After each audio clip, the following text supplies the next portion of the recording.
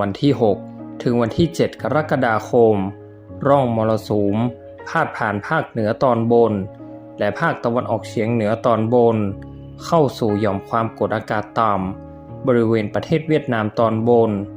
ประกอบกับมรสุมตะวันตกเฉียงใต้ยังคงพัดปกคลุมทะเลอันดามันประเทศไทยและอ่าวไทยลักษณะเช่นนี้ทำให้ประเทศไทยมีฝนเพิ่มขึ้นและมีฝนตกหนักบางแห่งโดยมีฝนตกหนักมากในภาคตะวันออกเฉียงเหนือตอนบนภาคตะวันออกและภาคใต้